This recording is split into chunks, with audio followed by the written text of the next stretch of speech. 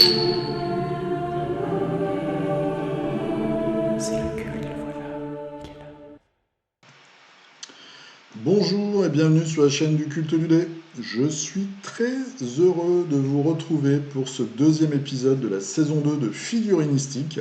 Donc nous sommes dimanche, il est à peu près midi 13h. Je suis à l'apéritif, je ne vous le cache pas, ce n'est pas de l'eau gazeuse. Je n'ai pas de chapeau aujourd'hui, et non, j'ai adopté une coupe de cheveux spéciale confinement, aussi appelée coupe Playmobil,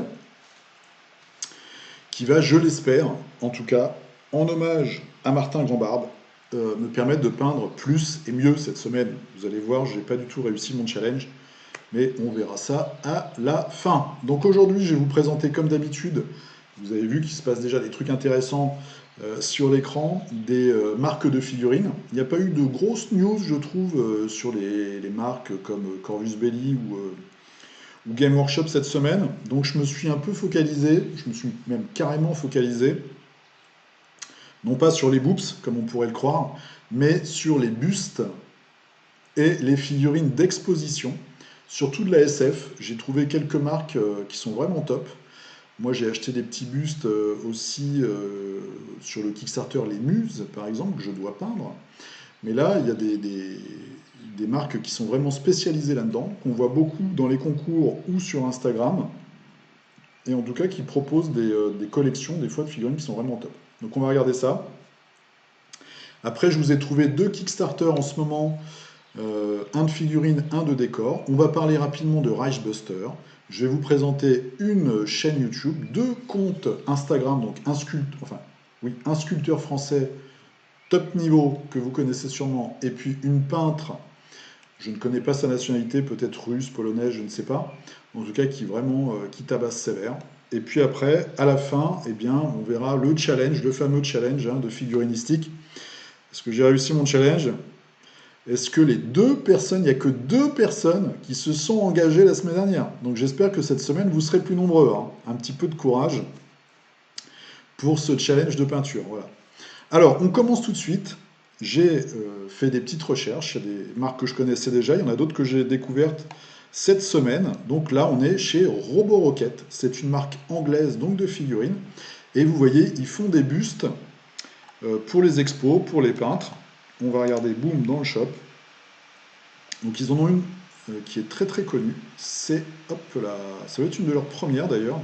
C'est celle-ci, le Tenguko. Alors le nom est assez bizarre parce qu'en japonais, ko, ça veut dire enfant et tengu, c'est tengu.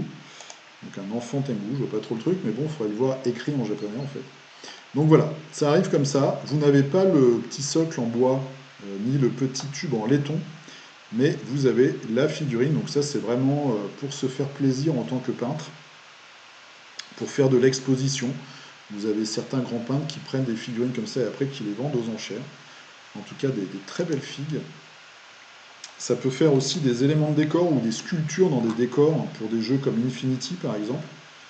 Voilà, vous en avez une autre là. Noko. Alors on voit le prix, 45 pounds. Ah, il n'y a pas la version... Ah, ça moi j'aime pas, quand ils mettent que la version peinte, j'aimerais bien aussi avoir une version... Ah, il y a des petites options. Une version en résine, où on voit la résine non peinte. Mais bon, vous voyez le truc. Donc là, évidemment, peint par des pros, et puis des pros talentueux, voilà, ils se sont fait plaisir. Souvent, ils rajoutent des tatouages. Là, on voit, il y a plein de graffitis sur le skate. C'est assez sympa. Donc ça, c'est Roborocket. Je pense qu'avec les frais de port, on doit être sur une base de 70 euros la fille. Qui fait... Alors, un onzième, on n'a pas la taille exacte. Ça, c'est dommage. Et puis, leur site, il n'est pas... Mais bon, les figurines, elles tabassent. Celle-ci aussi, là, la samouraï. Kohana, ils mettent des ko partout. Je sais pas ce qu'ils ont. Hana, c'est la fleur. Et ko, l'enfant. Voilà. Oh, avec un Doraemon. Donc, de très belles figurines. C'est vraiment top. Deuxième marque. Donc ça, si vous aimez leur style, c'est, vous tapez tout simplement Roborocket et vous trouvez le site, il n'y a pas de souci. Deuxième marque que j'ai découvert, je connaissais déjà quelques figurines que j'avais vues sur Instagram, mais j'ai découvert en fait leur site, c'est Neko Galaxy. Ils font notamment celle-ci qui est vraiment top, 50 $, donc ça va être des ricains. Zai Zhang 75 mm. Donc elle arrive évidemment non peinte et non assemblée. C'est une très très chouette figurine. En plus, le parti pris du peintre a été de faire un OSL, vraiment quelque chose qui joue vraiment à fond sur la lumière. Donc une jeune femme sur un toit en train de manger ses nouilles. Donc c'est un cyborg avec 4 bras. Vraiment super. Et là ils ont sorti un robot, celui-ci le ZID-02. Donc il n'y a pas que des filles. Il y a beaucoup de pin-up, hein, enfin pin-up. Voilà. Et ça j'ai pensé tout de suite moi sur un magasin dans une ville futuriste, une grosse enseigne comme ça qui pop en genre hologramme, c'est vraiment bim, terrible. Après, ça peut faire aussi une très belle figurine sur socle, comme ça pour de l'expo, mais c'est vraiment chouette. Et ça coûte combien? Il n'y a pas de prix. Il n'est pas encore en vente. Ah si, 52 €. Un dixième, ok. Et elle a 10 morceaux différents. Ok. Donc là, c'est vraiment des challenges de peinture à chaque fois, hein, mais c'est de la belle figue. Celle-ci est assez connue chez eux. Voilà. Bon, évidemment, la peinture, hein, c'est méga tip top. C'était pour vous montrer cette semaine des choses un peu différentes des figurines habituelles, des figurines de jeu.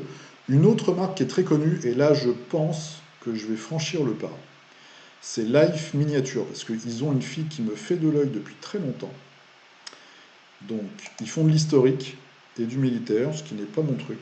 Mais par contre, ils font des bustes. Donc, je vous montre juste la page des bustes. Voilà, donc ils ont deux filles très connues, c'est celle-ci, Bad Blood 2, et celle-ci, la Queen, qui ressemble au geisha cyborg dans Ghost in the Shell. Et donc moi je pensais plutôt, alors ils font les bustes et puis les versions en pied. Les versions en pied, il n'y en a pas beaucoup, mais celle-là, 56 $, elle est vraiment top, je trouve. Donc une jeune cyborg asiatique, on voit tout un côté du corps cybernétique avec des flingues en mini short. Oui, ça me parle. Voilà, la figurine en pied, elle est vraiment chouette. Donc je vais m'exercer déjà sur mes figurines du Kickstarter Muse. J'en ai 2 à la maison, et puis là j'ai repledgé les 2 dernières. Et j'ai aussi pris le buste en hommage à Moebius chez Luxtentor. Donc je vais m'exercer là-dessus.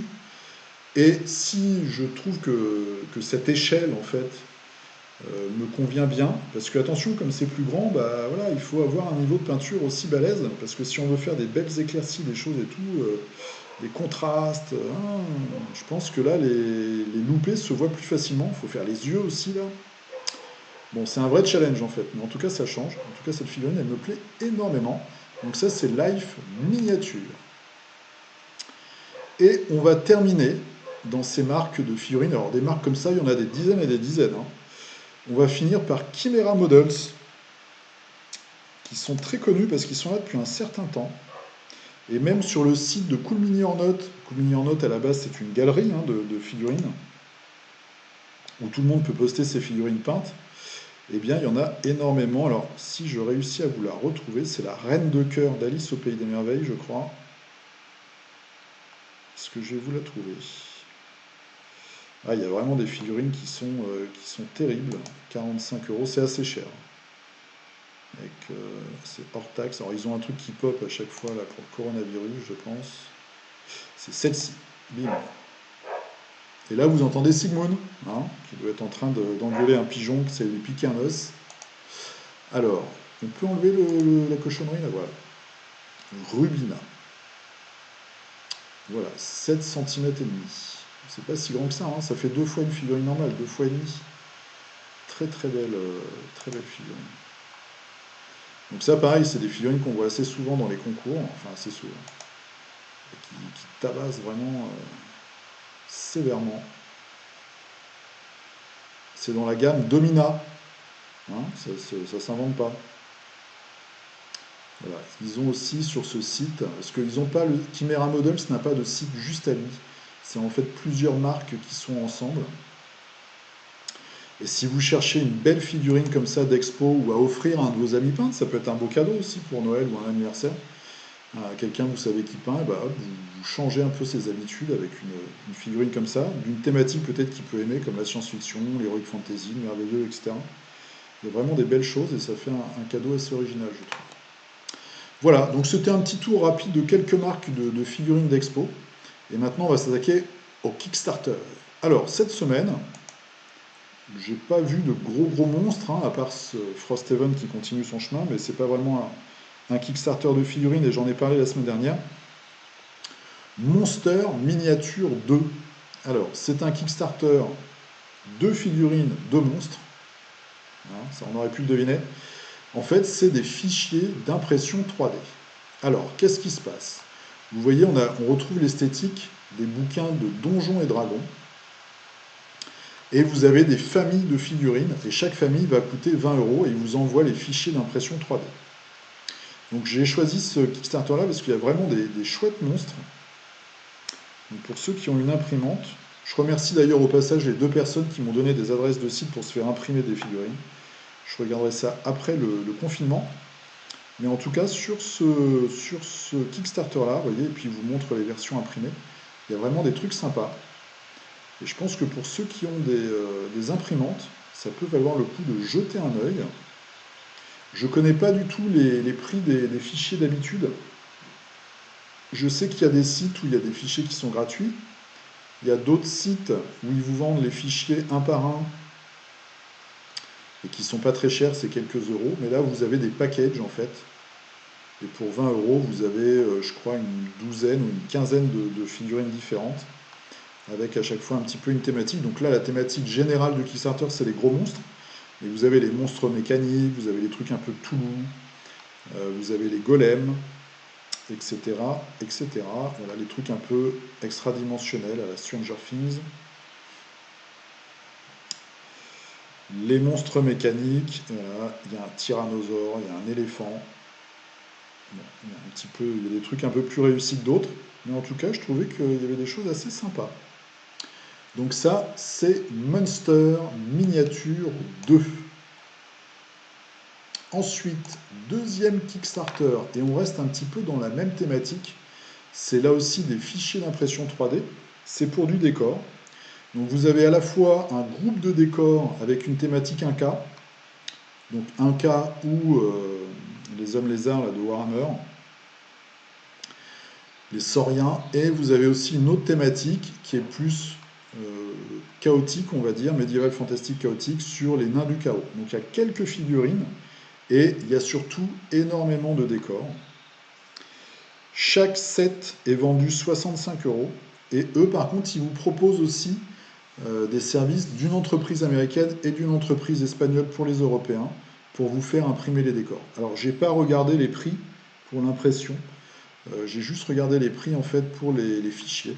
Donc c'est 65 €, alors ça a l'air assez cher, mais les trucs sont énormes. Voilà. Je sais pas, alors, vous voyez, il y a des trucs, moi ça me gêne un peu quand même, ça par exemple, c'est pas du tout adapté pour le jeu de figurines, il n'y a pas de marche. Je mets mes figurines où, quoi? J'ai 5 étages, mais je peux pas poser mes figues. C'est pas très bien pensé, j'aurais fait des escaliers avec des creux, moi, pour pouvoir poser les figurines. Bon, bref. Mais il y a quand même des trucs très sympas. C'est vrai que ça fait du gros décor qui tabasse. Donc si vous avez une imprimante, voilà, des très jolies choses. Et je vous montre ça parce que du coup, je pense qu'il y a vraiment, on en voit de plus en plus. Et c'est vraiment quelque chose qui va prendre de l'ampleur et qui va se développer dans le monde de la figurine et du jeu de figurine. C'est tous ces Kickstarter, tous ces magasins en fait de fichiers comme ça, de fichiers numériques. On va finir rapidement la petite section Kickstarter avec Reichbuster. Alors, moi j'ai reçu comme beaucoup un mail la semaine dernière de Chronopost, merci Sigmund, me disant que j'allais être livré samedi, donc hier, et que le colis était en attente chez l'expéditeur. Ça n'a pas bougé de la semaine. J'ai échangé un petit peu sur Board Game Geek et sur le fil de discussion des Kickstarter. On est beaucoup en France à être dans la même situation. Donc bon, on va attendre la semaine prochaine. Je me suis fait livrer autre chose de Philibert cette semaine, c'est bien arrivé. Donc il n'y a pas de raison voilà, que ça bloque. J'espère juste que ma correction d'adresse va marcher. Il y a des gens qui commencent à le recevoir. Et on a les premières vidéos. Donc moi j'ai juste tapé tout bêtement Reichbuster. La vidéo qui fait un petit peu parler d'elle, c'est celle de Dice Tower. Donc Dice Tower, c'est un groupe américain et c'est un site très très connu de critiques de jeux. Je ne sais plus combien ils ont de milliers, si ce n'est de dizaines de milliers, de centaines de milliers d'abonnés. Mais en tout cas, 11 000 vues sur la vidéo. Et là, force est de dire qu'ils démontent le jeu. Il y a une phrase, c'est pour qu'il y ait de la rejouabilité, il faudrait déjà qu'il y ait de la jouabilité. On verra. Là, on a une petite vidéo en français où le gars nous explique qu'il y a quelques coquilles dans le livret de règles et sur les pions, les cartes, etc. Bon, ça arrive, c'est pas non plus la mort, ça arrive à tous les jeux. Par contre, il y a des petits trucs qui sont peut-être des mécaniques qui fonctionnent pas très bien au niveau des équipes de joueurs, etc. Entre les bruyants, les silencieux dans certains scénarios, des petites incohérences, on verra aussi. Mais il aime bien le jeu. Je trouve qu'il y a des combos qui sont possibles, qui sont assez intéressants. Donc moi j'attends vraiment de pied ferme mon Kickstarter. Au niveau des figurines, j'avais eu la chance de les voir puisque Léo, à la dernière Voix des Jeux, avait offert un all-in à Mus et on avait vu les figurines en avance. On les a mis sur la table d'ailleurs. Donc j'ai vu les grosses figurines, elles sont vraiment chouettes. Il n'y a pas de ligne de moulage par exemple. Et elles sont vraiment détaillées, le tirage est vraiment impeccable. Pour tout ce qui est héros et soldats, j'ai pas eu le temps de trop regarder. Il y a quelques critiques sur Kickstarter, mais on verra, notamment au niveau de la définition des visages. En tout cas, c'est vraiment un Kickstarter que j'attends pour faire un petit peu le bilan de la production de Mythic Games. Là, ils sont déjà en train de teaser le prochain. Ce qui serait bien, c'est qu'ils nous laissent le temps un petit peu de juger de la qualité de leurs produits avant comme ça d'enquiller. Alors je sais qu'ils ont besoin d'argent, mais quand même, on verra. En tout cas, moi je vais être très attentif à ce que je vais recevoir. Je vous ferai peut-être pas, je vous ferai sûrement un unboxing dès que je l'aurai pour le matériel. Et puis après, je serai très attentif aux règles et à la jouabilité pour pouvoir vous faire un retour le plus complet et le plus honnête possible. Voilà, donc là c'était Kickstarter. Cette semaine, je vais vous parler d'une seule chaîne YouTube, c'est King of Average. Donc c'est une chaîne en anglais. Et c'est justement un gars qui s'est spécialisé dans Kickstarter. Toutes les 2 semaines, il fait une revue de tous les Kickstarter qui sont en cours. Alors c'est de l'Améritrash et du Kickstarter à figurines. Donc les Kickstarter qui sont en cours, qui vont arriver, qui sont en late pledge, qui sont en cours de réception, etc. etc. Donc c'est assez intéressant si vous voulez avoir des news. Moi, même si vous ne parlez pas très bien anglais, en fait, c'est très visuel. Donc on comprend assez rapidement. C'est sur sa chaîne que j'ai découvert un certain nombre de projets. Donc c'est vraiment quelque chose de pas mal et de bien fait. Après, il y a d'autres vidéos de peinture. Bon, c'est pas un peintre... voilà, c'est pas son grand truc, la peinture. Bon, on peut s'en dispenser. Vous pouvez regarder, il n'y a pas de souci. Et puis il y a des trucs un peu plus focalisés sur certains projets. Il reçoit pas mal de prototypes. Donc du coup, il va vous faire des unboxings en avance. Moi, je trouve qu'ils sont un peu longs. Des fois, les unboxings, ils s'attardent sur des trucs, c'est un peu pénible. Et puis parfois, il met des choses en avant. Notamment, là, on voit, il a fait 3 ou 4 vidéos sur Storm Thunder, qui est un gros Kickstarter à figurines qui était, je crois, le mois dernier. Voilà, c'est ça. Moi, c'est un truc. Ouais, il y a 4 vidéos. Il y a au moins 4 vidéos dédiées à ce truc, quoi. Moi, c'est un Kickstarter que j'aurais fui comme la peste. Parce que, en fait, c'est une société qui a fait déjà un autre Kickstarter avant qui n'est pas complètement livré. Ils ont dit on s'arrête de s'occuper du premier pour vous présenter le deuxième. Le truc est énorme, le projet est énorme. Donc c'est assez touchy, en fait, je trouve, de conseiller ce genre de choses. Donc voilà, c'est pas une chaîne avec laquelle je suis tout le temps d'accord. Mais vous pouvez y aller, il y a quand même plein de trucs qui sont intéressants. Et puis après, il suffit de se faire un avis par soi-même. Mais en tout cas, c'est une chaîne quand même que je vous conseille. C'est The King of Average, si vous avez envie d'avoir des informations sur tous les Kickstarter à figurines. Je vais boire un petit coup de mon apéro, parce que ma gorge est sèche.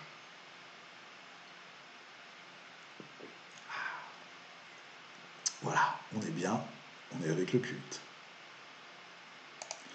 Et on va passer sur Instagram. Instagram, je vais vous présenter 2 comptes. Donc, Patrick Masson, sculpteur.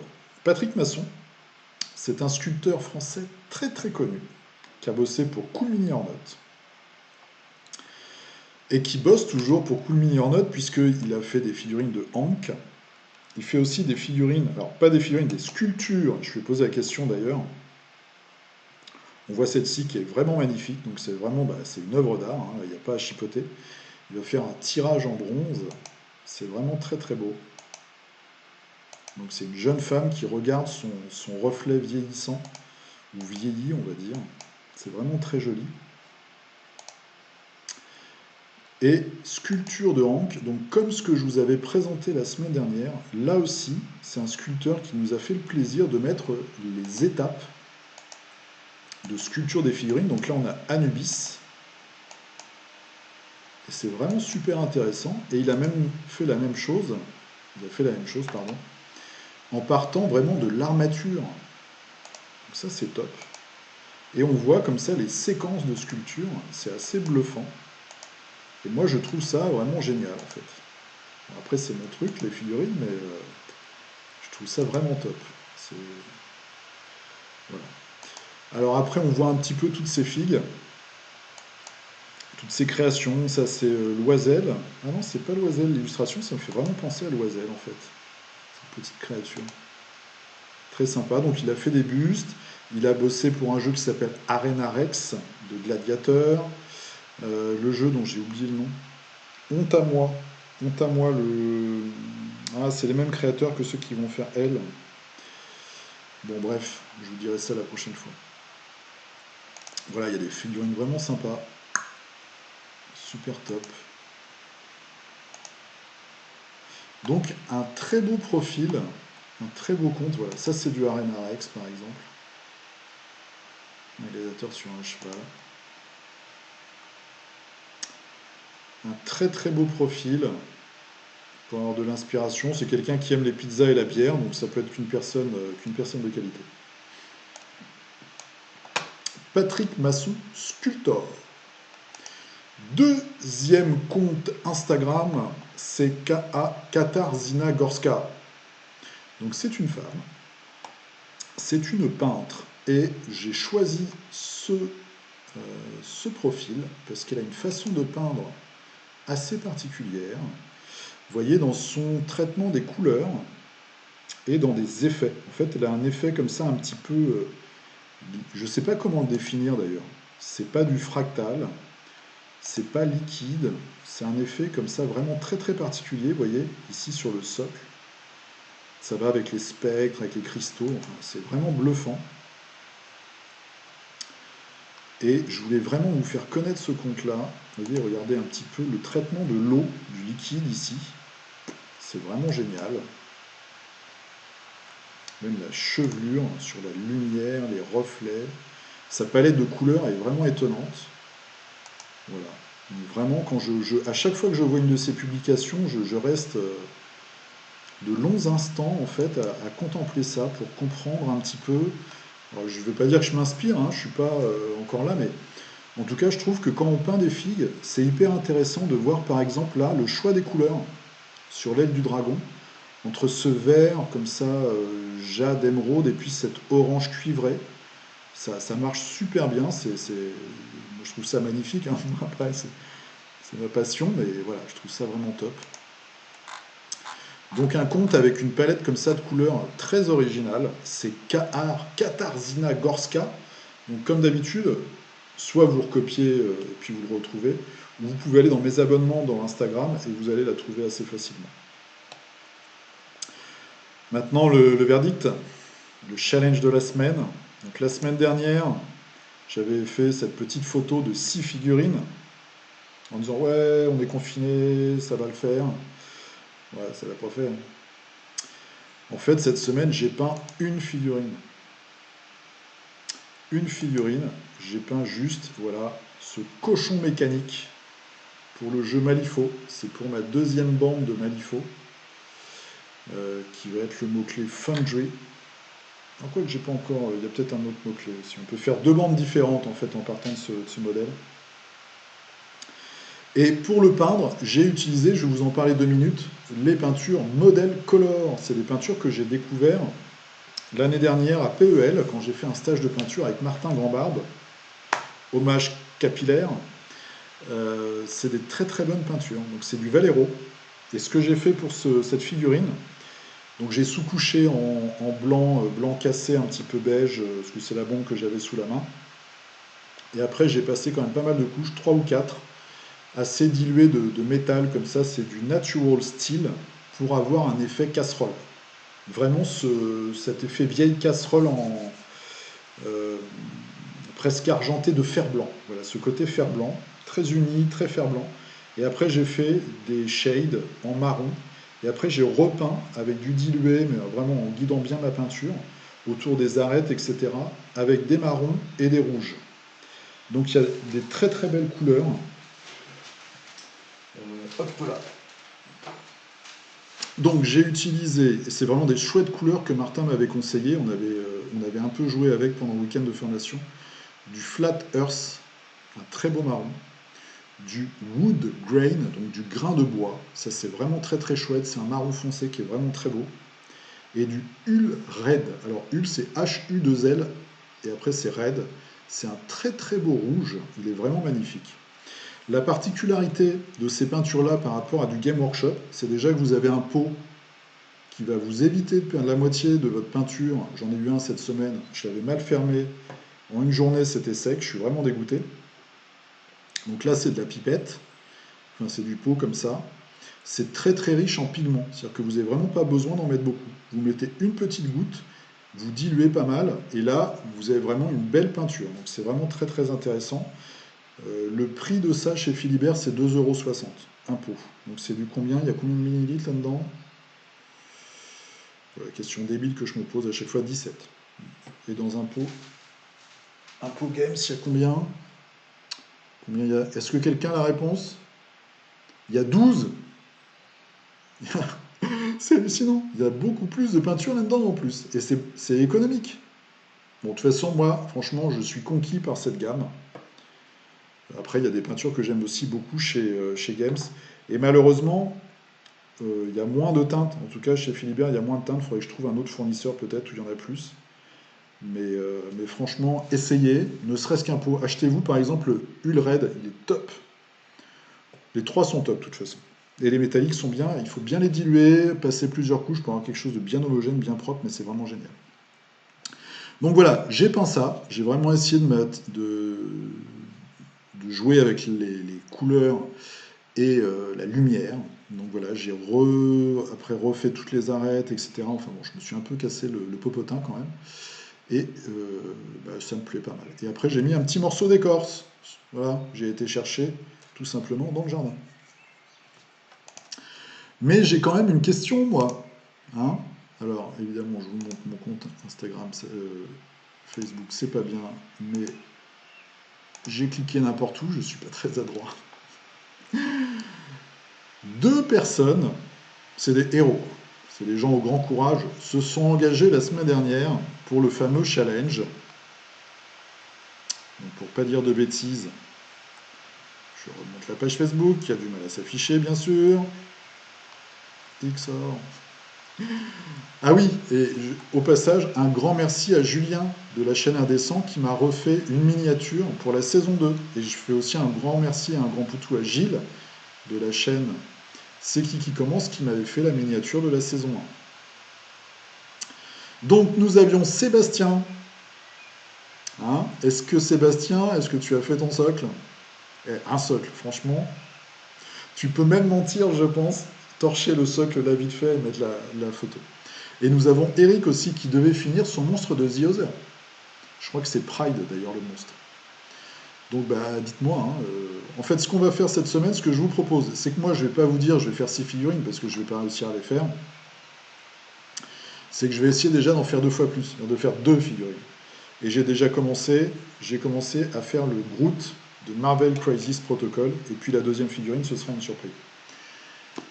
Donc voilà, je vais essayer de faire 2 figurines cette semaine. Demain, c'est férié, donc on ne travaille pas, donc ça devrait le faire. Et je vous propose, je vais partager comme d'habitude sur la page Facebook cette vidéo-là, figurinistique, le deuxième épisode. Mettez en dessous sur votre challenge, mettez, je sais pas, des photos de figurines non peintes. Vous voyez, moi j'ai complètement loupé mon challenge de première semaine. Il n'y a pas de honte, hein, il n'y a pas de honte à louper, mais c'est juste pour participer ensemble. Voilà, donc c'est la fin de ce deuxième numéro de figurinistique. Il ne s'est pas passé grand-chose cette semaine, je trouve, au niveau des figurines. En tout cas sur les grosses marques, dans les grosses sorties. Je vous remercie par avance à tous ceux qui ont partagé. Il y a eu pas mal de partages de la vidéo. On n'a pas fait 1000 vues, mais c'est pas grave, on s'en fout en fait. Tant qu'on est entre nous et entre gens bien, c'est ce qui compte. Oui, alors pourquoi partager? Juste une dernière chose. C'est en fait, moi ça me permet de demander aux fabricants de m'envoyer des trucs. Je m'explique. C'est quelque chose que je faisais pas du tout avant. Les seules personnes qui m'ont envoyé des choses gratuitement, c'est Alexis de Medfan Games, parce que tout simplement on s'est rencontrés, et puis il a eu la gentillesse de m'envoyer des fils, et puis moi voilà, je les ai montrés sur la chaîne. Et puis j'avais croisé Mohand il y a 2 ou 3 ans sur un PEL. J'avais fait une vidéo sur Eden, qui est un jeu que j'aime beaucoup, et il m'avait offert une figurine. Voilà, et ça s'arrête là. Moi je vais pas, en tout cas j'avais pas demandé des trucs. Je voulais vous présenter le jeu Dread chez Warlord Games. Ils ont fait un jeu Judge Dredd, je vous avais déjà présenté Strontium Dog. Et donc du coup, je leur ai envoyé un petit mail. Je leur ai fait voilà, j'ai fait une vidéo sur le jeu, est-ce que vous pouvez m'envoyer une boîte, etc. En plus, c'est pas une boîte très très chère. Et du coup, ils m'ont dit non. Alors ils m'ont pas dit non. Ils m'ont dit oui, nos réunions marketing c'est tous les 4 mois, donc on va voir ça. Et puis j'ai jamais eu de réponse en fait.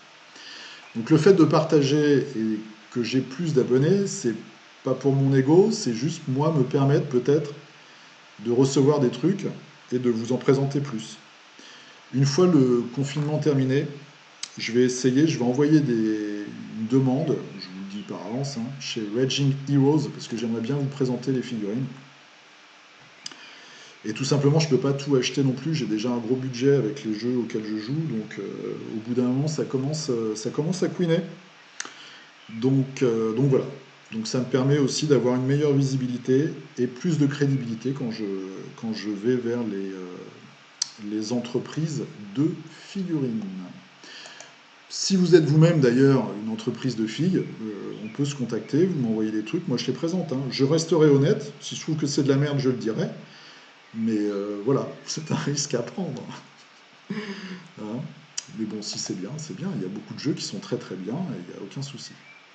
Voilà, je vous remercie en tout cas d'avoir regardé ce deuxième épisode de Figurinistique saison 2. Je vous dis à la semaine prochaine.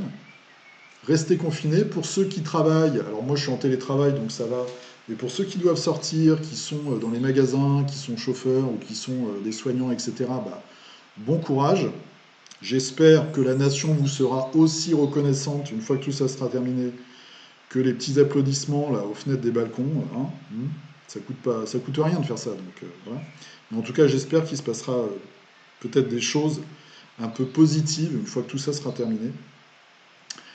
Jouez bien, portez-vous bien. Vous pouvez aller sur Facebook, sur Instagram, partager la vidéo, vous abonner, tous les trucs habituels, la clochette, ce genre de trucs. Et puis il y a le lien Philibert, où quand vous passez une commande, ça me donne 5% de la thune, et vous, ça vous coûte rien de plus. Donc voilà, c'est du gagnant-gagnant comme on dit. Je vous dis à la semaine prochaine. Mettez le challenge, hein, ayez des balls. Et on se dit à dans 7 jours. A plus, salut!